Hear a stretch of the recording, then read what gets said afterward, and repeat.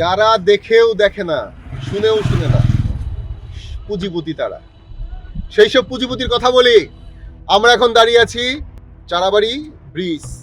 এটি সেই ব্রিজ যে ব্রিজটি সামনের গার্ডার ভেঙে গিয়েছিল। টাঙ্গাইল শহরের নেতা কর্মী, মানবিক, দয়ালু যে সমস্ত ব্যক্তিবর্গ আছেন, এমন কোনো ব্যক্তি নাই যে পশ্চিম অঞ্চলের মানুষের দুর্ভোগ লাঘবের জন্য তারা এইখানে এসে কষ্ট, মেহনত এবং দুটো ছবি খেঁচেননি। তার মানে ছবি খেঁচেছেন সেই সব ব্যক্তিবর্গ কে ধন্যবাদ জানাই। দিলে আরেকটু দয়া প্রতিষ্ঠা হোক, প্রাণ প্রকৃতি ভারসাম্য রক্ষায়। দাঁড়িয়ে আছি চারাবাড়ি ব্রিজ। এই যে ধলেশ্বরী নদী, এই নদীর পাশে দেখুন আরসিসি পিলার। জেলা প্রশাসন নাকি নির্দেশ দিয়েছিল, এডিসি রেভিনিউ দেখে গিয়েছিল, অপসারণ করার আদেশ হয়েছিল। ইউনো মহোদয় এসেছিলেন বারবার, এখানে এসে পর্যবেক্ষণ করে গিয়েছেন, সংশ্লিষ্ট যারা মালিকানা দাবি করেন তাদের সাথে কথা বলেছেন। তারপরে যে অকর্মটি হচ্ছে সেটি হচ্ছে আরসিসি পিলার এখনো বিদ্যমান। শুধু তাই না, নতুন করে লাস্ট প্যারাকটাও মারছেন এখানকার মাটি খেকো, ভূমি খেকো, দখলদার সে যেই হোক না কেন তারা। সেটা কি? সেটা হচ্ছে বৃক্ষরোপণ করছেন। দেখেন নদীর মধ্যে বৃক্ষরোপণ করছেন, যে বৃক্ষ সরকারিভাবে নিষিদ্ধ। সরকারিভাবে ইউক্যালিপটাস নিষিদ্ধ করা হয়েছে। সেই নিষিদ্ধ গাছ নদীর মাঝখানে রোপণ করা হচ্ছে, কলা গাছ রোপণ করা হচ্ছে। কিসের নিমিত্তে? তাহলে পুঁজিপতি আপনাদের বলি, আপনারা যে আদেশ করেন, যে নির্দেশনা দেন, তা কি মাঠ পর্যায়ে পালন হয়? ভাগ্যের নির্মম পরিহাস আমাদের টাঙ্গাইলবাসীর। আমরা হতাশ, এই এলাকাটা নিয়ে হতাশ কেন? কারণ যখন ব্রিজ ভেঙে যায় তখন পশ্চিম টাঙ্গাইলের মানুষের জন্য মায়া আমাদের উতলিয়ে পড়ে। আমাদের নানাবিধ আয়োজন, নানাবিধ কর্মকাণ্ড, নানাবিধ কথা আমরা বলে থাকি, কিন্তু তারপরে কাদের ছত্র ছায়ায়, কিসের ইশারায়, কিসের নিমিত্তে এই অকর্মগুলি প্রতিষ্ঠা হয়? প্রতিষ্ঠা কেন হয়, কেমনে হয়? নদীর মালিককে? নদীর মালিক যদি হয় জেলা প্রশাসন, সে জেলা প্রশাসনকে 2 বছর যাবত এই একটি বিষয় নিয়ে বারবার অবহিত করা হচ্ছে। শুধু তাই না, এই বাউন্ডারির কথা, এই আরসিসি পিলারের কথা না, এই ইউক্যালিপটাস গাছ নতুন করে রোপণ করছে সেটার কথা না। ওই যে দেখুন, এই যে এটি কি? একটি টাফি ট্রাক্টর, তারপরে কি 3 থেকে 4টা টাফি ট্রাক্টর এখনো বিদ্যমান, এখনো আছে।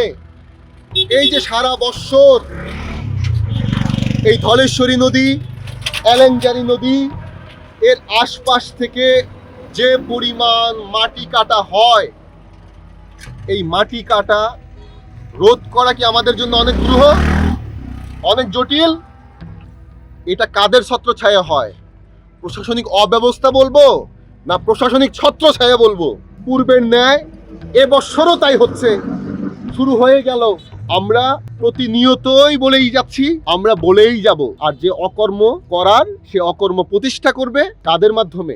যদি প্রশাসনিক অব্যবস্থাপনা এবং ইন্ধন না থাকে, তাহলে দুর্বৃত্তচারীরা এখানে শত শত টাক মাটি কাটতে পারে না। যদি প্রশাসনের ছত্রছায়া না থাকে, তাহলে এইভাবে নদীর মাঝখান দিয়ে পাইল প্রতিষ্ঠা হয় না। যদি প্রশাসনের ছত্রছায়া না থাকে, তাহলে এই নিষিদ্ধ ইউক্যালিপটাস গাছ নদীর মাঝখানে রোপণ হয় না।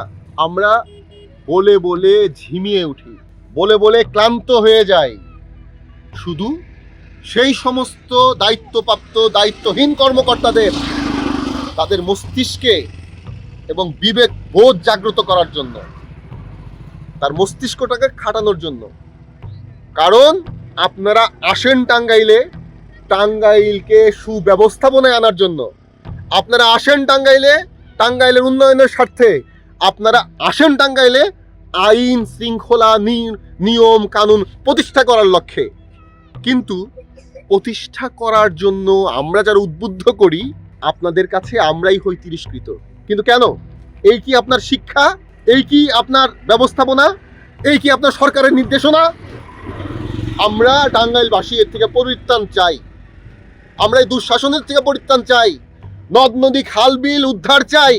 শহরের মাঝখানে এখনো পুকুর ভরাট হচ্ছে, আপনারা সবাই জানেন কোন কোন পুকুর ভরাট হচ্ছে। আপনারা সেটা রোধ করছেন না, রোধ করতে পারছেন না। কেন? এই কেনর উত্তরটা কে দেবে? এই কেনর উত্তরটা আপনাদেরই দিতে হবে। আপনাদের কর্ম ফলের কারণে আমরা আমাদের পরিবেশের ভারসাম্য নষ্ট হয়ে যাবে। আপনাদের এই অব্যবস্থাপনার কারণে আমরা দুর্ব্যবস্থাপনার মধ্যে পড়ে যাব, সে মোটেই কাম্য নয়। গেছে বছর সারাটা বছর এইটার কথা বলেছি, নদী, এই মাটি কাটা, এই ব্যবস্থাপনার কথা বলেছি, রোধ হয়নি। ফলশ্রুতিতে দুর্ভোগ হয়ে গিয়েছিল পশ্চিম টাঙ্গাইলে। এই চারাবাড়ি ব্রিজের গার্ডার ভেঙে পড়েছিল। আপনারা প্রশাসনের সকল কর্মকর্তাই আপনারা অবগত, সকলেই জানেন। আবার এই বছর নতুন করে আবার মাটি কাটা শুরু হয়ে গেল। এসিলেন মহোদয়, আপনি শুধু খারিজ নিয়ে ব্যস্ত থাকেন না, অন্যান্য উপজেলায়ও এসিলেন্ট আছে, তারা তাদের দায়িত্ব পালন করে। ইউনো মহোদয়, আপনাদের অবগত করতে চাই, আপনার দায়িত্বটুকু, সেই দায়িত্বটুকুই আমরা চাই, এর বেশি আমরা চাই না। আমরা ভালোকে ভালো বলতে চাই, খারাপকে খারাপ বলতে চাই। আপনারা নিয়মের মধ্যে আমাদের পরিচালনা করলে আমরা অবশ্যই পরিচালিত হব। আমি রেভিনিউ মহোদয়কে একই কথা বলতে চাই, এই চারাবাড়ির এই দুর্ব্যবস্থাপনা আপনি অবহিত আছেন, কমপক্ষে 1000 বার অবহিত আছেন। ডিসি মহোদয় নির্দেশনা দিয়েছে, তাহলে সেই নির্দেশনা কি মৌখিক নির্দেশনা? মাঠ পর্যায়ে সেটা হবে না, কাজকর্মে বাস্তবায়ন হবে না। দেখিয়া শুনিয়া খেপিয়া গিয়াছি, যাহাসে কই মুখে রক্ত ঝরাতে পারি না একা, তবু লিখে যাই রক্ত লেখা। বড় কথা বড় ভাব আসে না বন্ধু মাথায় বড় দুঃখে, অমর কাব্য তোমরা লিখিও বন্ধুরা যাহার আছে সুখে। এরকম দুর্ব্যবস্থাপনা যদি এ বৎসরও চলে, টাঙ্গাইলের বৃহত্তম মানুষদের নিয়ে আপনাদের জন্য যে ব্যবস্থাপনায় যাওয়া দরকার, টাঙ্গাইল নাগরিক অধিকার সুরক্ষা কমিটি সেই ব্যবস্থাপনায় যাবে। জনতার আওয়াজ আপনার চারপাশের ঘটনা, দুর্ঘটনার কথা বলে, আপনার অধিকারের কথা বলে, প্রাণ প্রকৃতির ভারসাম্যের কথা বলে।